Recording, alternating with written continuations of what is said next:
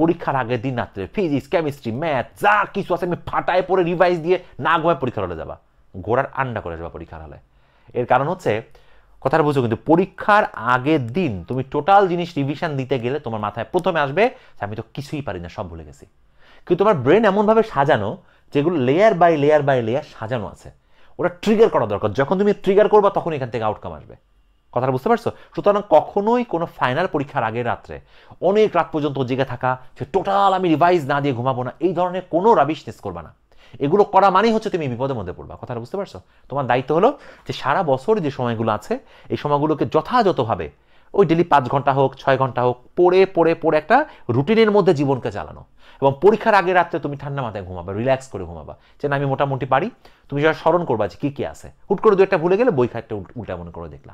আর পরীক্ষা যদি পরের দিন 10টার সময় হয়, সরি 9টার সময় হয় বা 10টায় হয়, তোমার দায়িত্ব হচ্ছে 11টার মধ্যে ঘুমায় যাওয়া। 11টায় ঘুমায় ভোরে ঘুমতে করবা, 6টা 7টা বা 5:30টার মধ্যে ঘুমতে করবা। 5টার সময় যদি ঘুমতে করতে পারো খুবই ভালো হয়। নামাজটা পড়ে ফ্রেশ মনে বসে যাবে একটু রিভাইজ দিতে, যদি সম্ভব হয় পড়ে টোড়ে, দেন তুমি ফ্রেশভাবে নাস্তা করে পরীক্ষার হলে যাবা। কখনোই ফাইনাল পরীক্ষার আগে রাত জাগা যাবে না। It will kill your ট্যালেন্সি।